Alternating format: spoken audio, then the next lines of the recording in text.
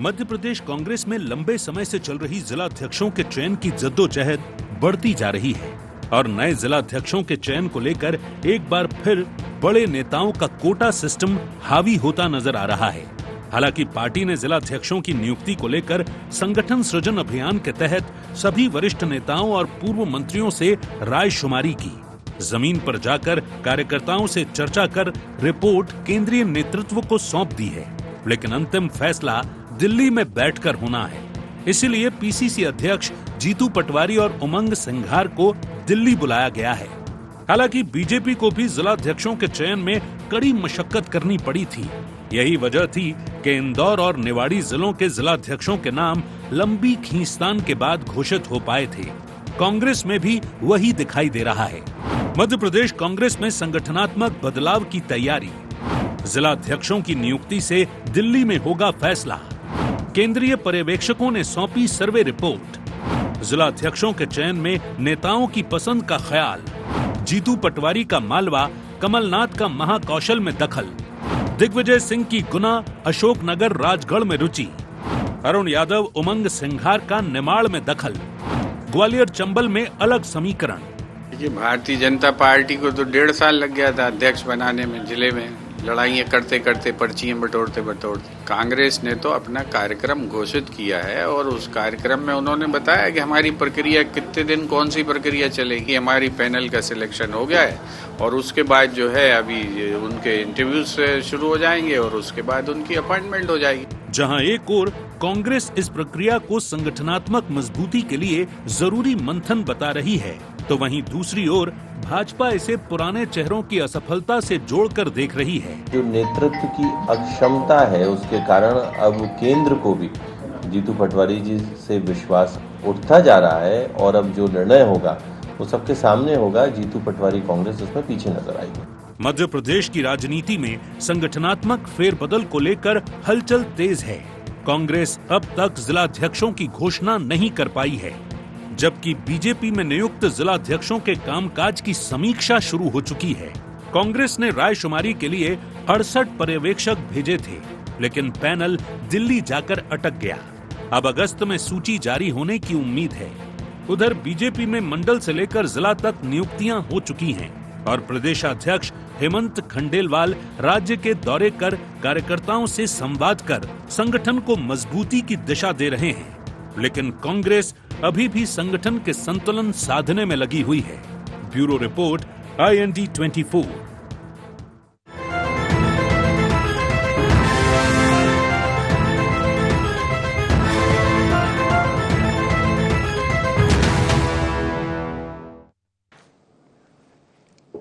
नमस्कार, IND एजेंडे में आपका बहुत बहुत स्वागत है। मैं हूं योगी राज योगेश। एजेंडे में आज चर्चा करेंगे कांग्रेस में जो जिलाध्यक्षों की नियुक्तियों को लेकर जो रायशुमारी हो रही है, जो प्रक्रिया चल रही है, इस पूरी प्रोसेस पर आज चर्चा होगी। दरअसल पिछले कई दिनों से हम देख रहे हैं कि कांग्रेस में जिलाध्यक्षों के चयन को लेकर जिस तरीके की उठापटक मची हुई है और जो नाम समय पर तय न हो पाने की स्थिति जो एकदम से बनी है, ख़ास तौर पर उस समय जबकि मध्य प्रदेश में 68 पर्यवेक्षक आए जिलाध्यक्षों के चयन को लेकर और मामला वापस पहुंच गया दिल्ली। अभी प्रदेश अध्यक्ष जीतू पटवारी जी को दिल्ली बुलाया, शायद फाइनल सूची तैयार होने वाली है। लेकिन ये जो इतना लंबा वक्त जो लगा उसने कई सवालों को जन्म दे दिया। निश्चित तौर पर यह संगठन की अपनी एक प्रोसेस है और उस प्रक्रिया में समय लगता है, लेकिन इतना समय भी ना लगे, इतनी बात और विवाद भी ना हो, बात और विवाद के उससे थोड़े से किसी को कहने का मौका मिल जाए। बहरहाल ये कांग्रेस के अपने अंदरूनी मामला है और मुझे ऐसा लगता है कि बहुत जल्दी जिलाध्यक्षों की सूची सामने आ जाएगी। तो इस पूरी प्रोसेस पर आज चर्चा होगी। चर्चा शुरू करें उसके पहले आइए डाल लेते हैं आज के एजेंडा पॉइंट्स पर एक नज़र। कांग्रेस के नए जिलाध्यक्षों के चयन में क्यों हो रही है देरी? कांग्रेस संगठन में जमीनी कार्यकर्ताओं को कितनी मिलेगी जगह? संगठन सृजन से कितनी मजबूत होगी कांग्रेस? कांग्रेस के संगठन सृजन पर बीजेपी क्यों उठा रही सवाल? तो ये थे एजेंडा पॉइंट्स। और डिबेट ओपन करूं उसके पहले सभी मेहमानों से आपका मैं परिचय करा दूं। हमारे साथ आज जुड़े हैं कांग्रेस की तरफ से राहुल राज, प्रवक्ता जी। राहुल जी, प्रोग्राम में आपका बहुत बहुत स्वागत है। और बीजेपी की मीडिया पैनलिस्ट गुंजन चौकसी जी हमारे साथ है। गुंजन जी, आपका भी बहुत बहुत स्वागत है। और वरिष्ठ पत्रकार प्रकाश सक्सेना जी हमारे साथ स्टूडियो में मौजूद हैं। प्रकाश जी, आपका भी बहुत बहुत स्वागत। शुरुआत राहुल आपसे ही कर लेता हूं मैं, क्योंकि आपके यहाँ प्रोसेस चल रही है और काफ़ी थोड़ा लंबा वक्त हो गया तो लोगों को बोलने का मौका मिल गया। तो एक तो ये कि ये कब तक निपट जाएगी ये पूरी की पूरी, जो मेरे ख्याल से लग रहा है अब तो ये फाइनल स्टेज पर है। और चूंकि आलाकमान ने उन्हें बुलाया तो शायद हो सकता है कि वो नामों की घोषणा बहुत जल्द हो जाए। लेकिन एक तो डिले क्यों हुआ, दूसरा है कि क्या दिक्कत आ रही है कि क्यों हर चीज़ जाके आलाकमान पर जाकर टिक जाती है। योगीराज जी, बहुत धन्यवाद। आपने महत्वपूर्ण जी, मुद्दे थैंक पे यू। आज ये चर्चा रखी। देखिए, ऐसा कुछ नहीं है कि कुछ देरी हुई है या बात आलाकमान पे जाके अटकी है। राहुल गांधी जी जब मध्य प्रदेश आए थे तो उन्होंने स्पष्ट किया था कि गुजरात की तर्ज पे पायलट प्रोजेक्ट के तौर पे मध्य प्रदेश में भी संगठन सृजन कार्यक्रम प्रारंभ किया जाएगा और 2 माह का समय पहले से तय था। 68 पर्यवेक्षक हमारे तय हुए, उनको हर जिले में जाना था, जिले के सभी कार्यकर्ताओं से चर्चा करनी थी।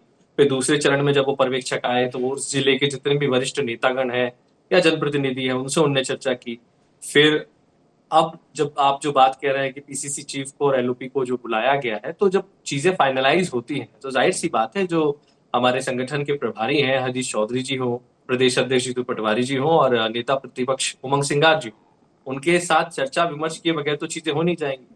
ये पहले से तय था। जिस प्रकार गुजरात में हुआ उसी प्रकार मध्य प्रदेश में भी कार्यकर्ता की भावना के अनुरूप जिला अध्यक्ष का चयन हो, ये एआईसीसी की पहले से गाइडलाइन थी और ये 2 माह का समय पहले से तय था। अब तो बहुत अर्ली फेज में चल रहे हैं। आप जी। देखेंगे कि ये अच्छा राहुल, एक सवाल और ले लेता हूँ, फिर आप बोल देना।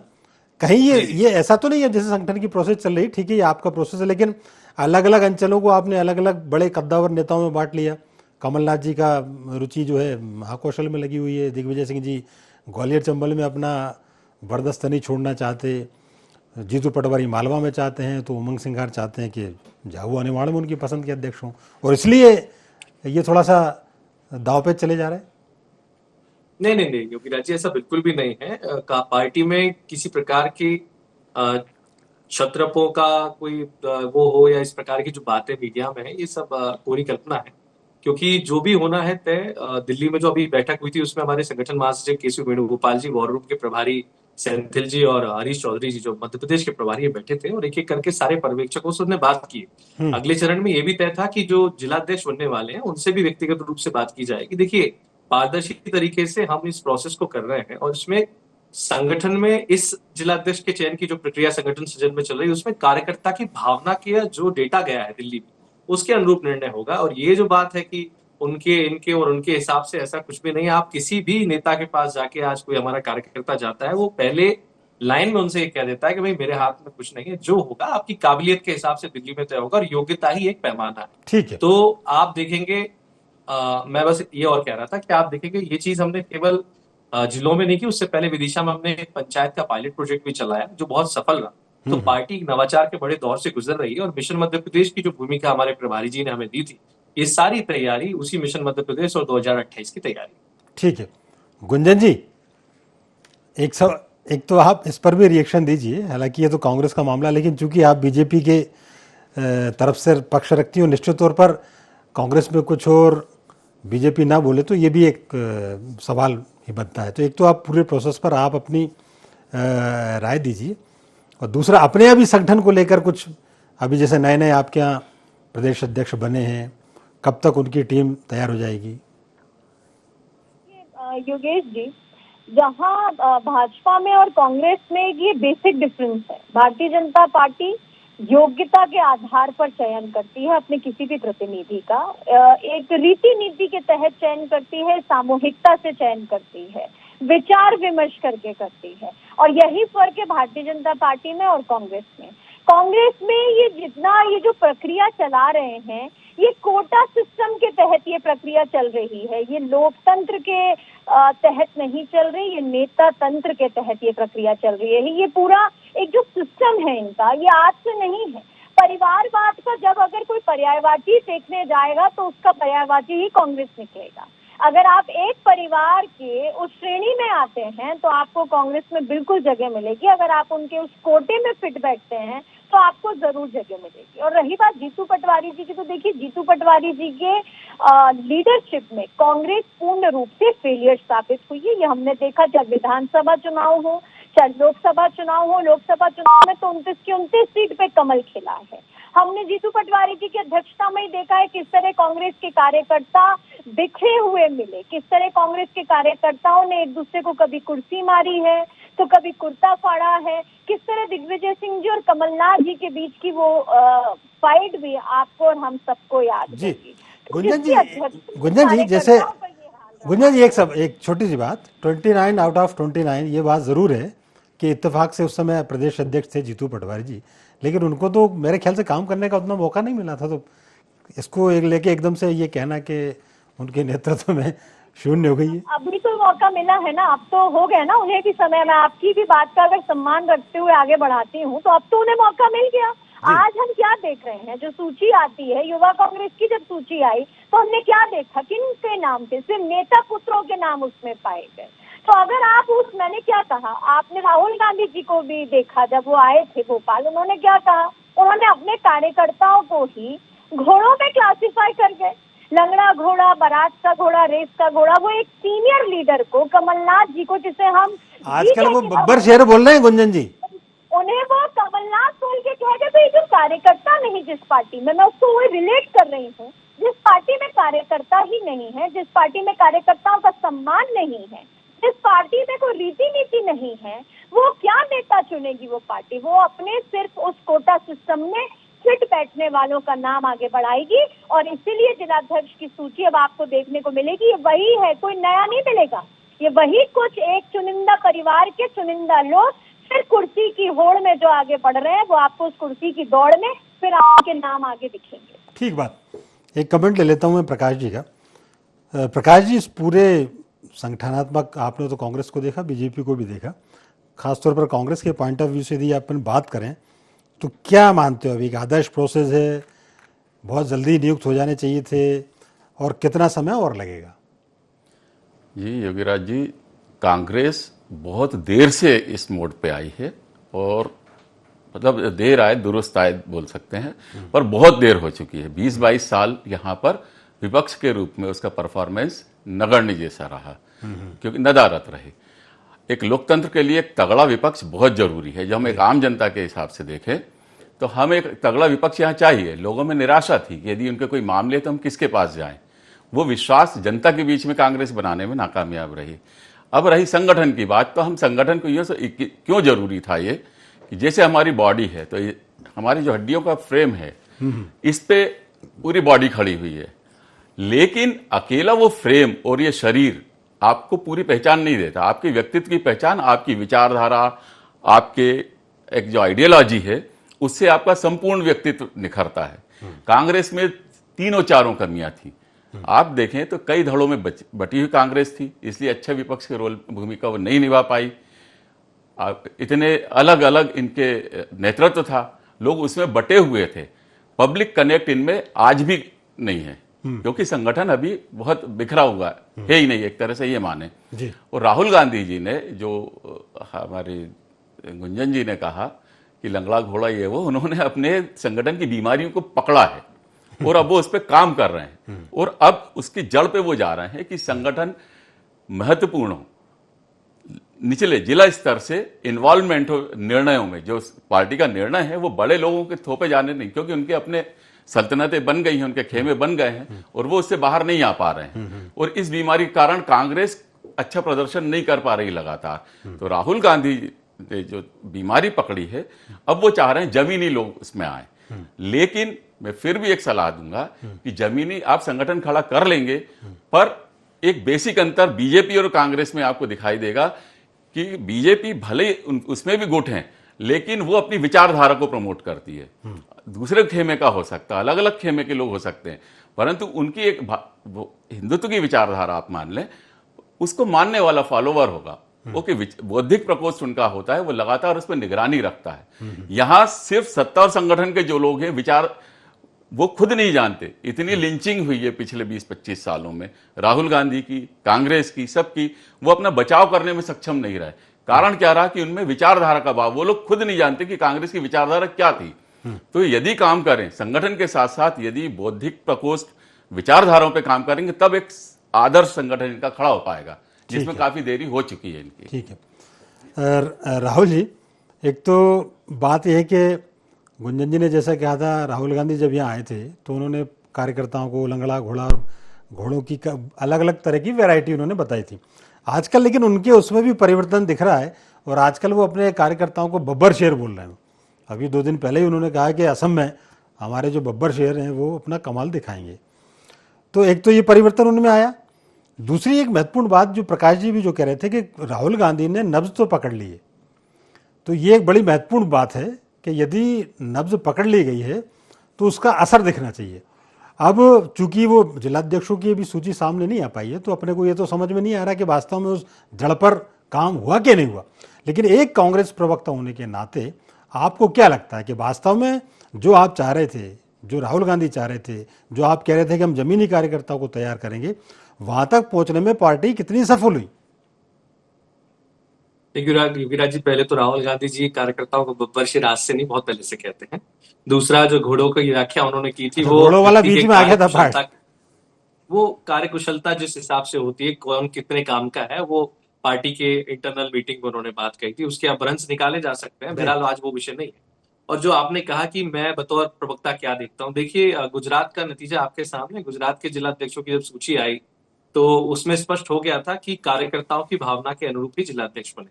और मध्य प्रदेश में जब सूची आएगी तो आप देखेंगे कि जो व्यक्ति जिस जिले में सबसे योग्य व्यक्ति है, उसमें आप कई बड़े नामों को भी देखेंगे जो आपको लगता नहीं कि जिलाध्यक्ष बनेंगे, वो भी जिलाध्यक्ष मध्य प्रदेश कांग्रेस कमेटी में बनने जा रहा है।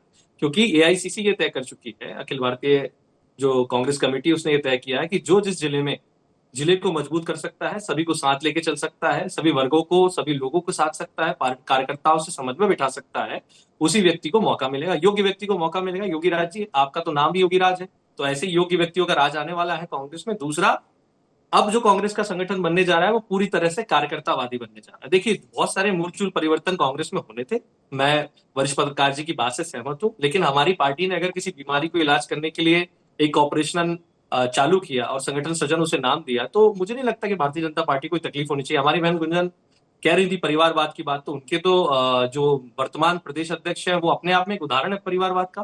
भोपाल के मंत्री विश्वास सारंग परिवारवाद का उदाहरण है, वसुंधरा जी का बेटा, राजनाथ जी का बेटा। तो ये इसी विवाद में पड़ेंगे तो लंबी निकल जाएगी गाड़ी। दूसरा, वो यूथ कांग्रेस की किसी लिस्ट की बात कर रही थी, तो मैं अपनी बहन को बता देना चाहता हूँ, आज ही मेंबरशिप खत्म हुई यूथ कांग्रेस की, उसका भी हम लोग इलेक्शन करा रहे हैं, तो वो कौन सी सूची देख के ये बात कह रही थी वो वही बता सकती है।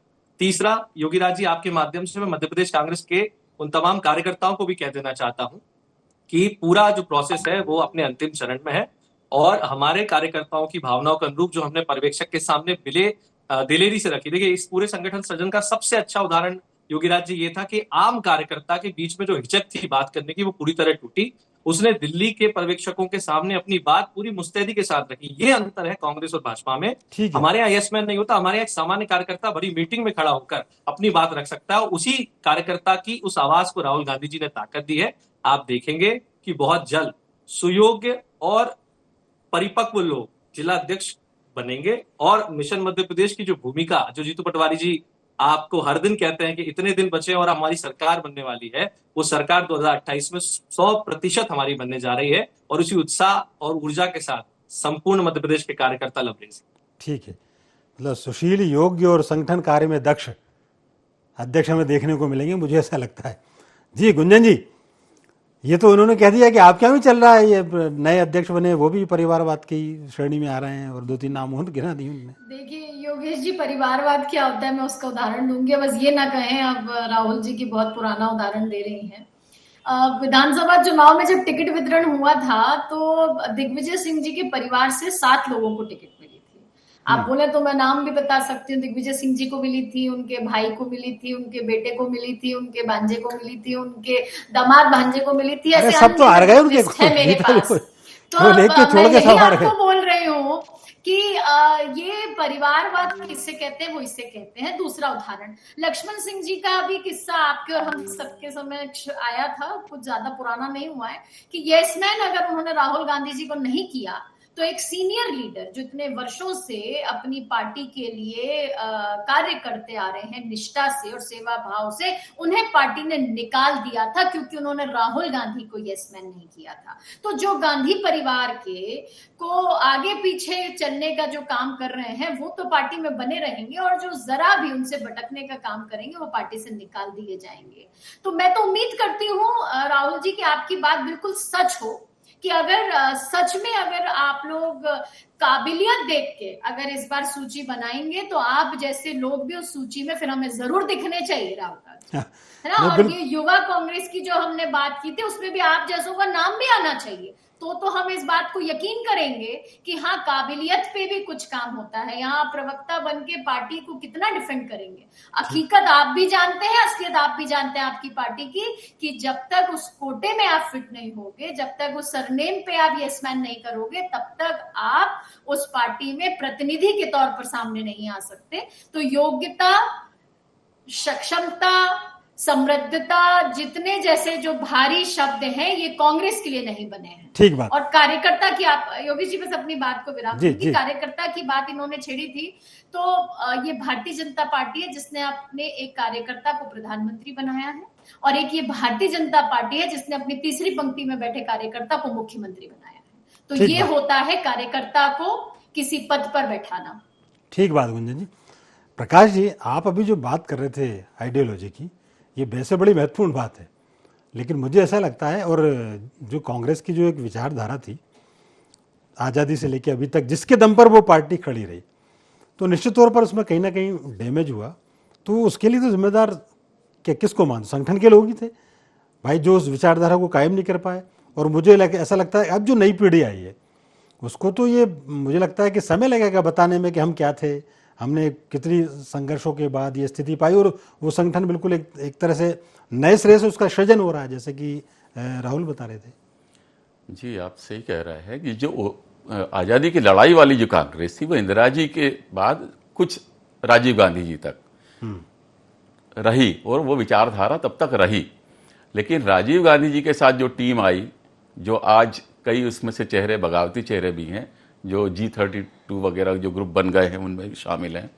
कांग्रेस ने उन लोगों को सब कुछ दिया, और वो जैसे हम बीजेपी डिसिप्लिन की बात कर रही है कि खिलाफ बोलने वाली, वो लोग भी कहीं ना कहीं कांग्रेस के खिलाफ काम कर रहे हैं। कारण क्या है कि वहां बाहर से लोग आए, आसमानी नेताओं की जो एक घुसपैठ हुई है संगठनों में, आसमान से उतरे, जमीनी नेता कम बचे। और वो सिर्फ कांग्रेस की बात नहीं कर रहा हूं मैं, अब वो हर संगठन में हालत है कि जन नेता होते थे जो अपने स्वतंत्र विचारधारा से जनता के लिए संघर्ष करके किसी पार्टी में अपनी जगह बनाते थे। अब उनके जन संघर्ष, जनवादी नेता है, उनकी सभी संगठनों में अभाव है उसका। अब पार्टी के डिसिप्लिन में रहना पड़ेगा, पार्टी के डिसिप्लिन के हिसाब से आप अभिव्यक्त कर सकते हैं अपने विचारों को, मुद्दे को उठा सकते हैं। ये बीमारी सब में, ये लोकतंत्र का सबसे घातक रूप है कि कोई नेता जनता के पक्ष में पार्टी की विचारधारा के खिलाफ जाकर बोल नहीं सकता। ये सबसे बड़ी खराबी है।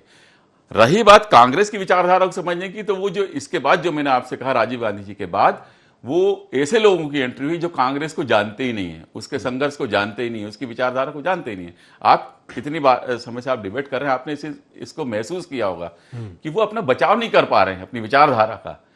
और ऐसा नहीं है कि वैसे लोग हैं नहीं, लेकिन जो खेमे में बटे जो छत्रप तैयार हुए, इतने वर्ष जो कांग्रेस की सत्ता रही उसमें कई छत्रप तैयार हुए, मुख्यमंत्री सत्ता के जो दावेदार रहे, तो उसमें कांग्रेस विभक्त हो गई, विचारधारा पे काम नहीं हुआ, संगठन गुटों में बट के बिखर गया। तो ये पिछले 30-35 सालों में बिखरी हुई कांग्रेस है, इसलिए वो दृढ़ रूप से खड़ी नहीं हो पाई। आज उसको फिर से संजोने की स्थिति में राहुल गांधी ने इस बीमारी को पकड़ा है। अब वो विचारधारा वाले लोगों को तलाश रहे हैं और वैसे लोगों को लाने की कोशिश कर रहे हैं, लेकिन विचारधारा को समझने वाले अब हैं कितने, ये भी आइडेंटिफाई करना पड़ेगा। ठीक बात, आपने बड़ी महत्वपूर्ण बात की आइडियोलॉजी को लेकर। अब इस दौर में पता नहीं आइडियोलॉजी का कितना लोग मानते हैं कि नहीं मानते, क्योंकि राजनीति ही पूरी बदल गई, विचारधारा तो एक कोने में रखी रह गई। खैर करके देखिए, वो नहीं जानते उसके बारे में। चूंकि वक्त की बंदिश है, इस प्रोग्राम को यहीं विराम देना पड़ेगा, लेकिन आप तीनों मेहमानों ने बड़ी अच्छी तरीके से, सलीके से बात रखी। तीनों का बहुत बहुत धन्यवाद, शुक्रिया। तो IND एजेंडा में फिलहाल इतना ही। आप हमारे साथ बने रहिए, जुड़े रहिए और देखते रहिए IND 24। नमस्कार।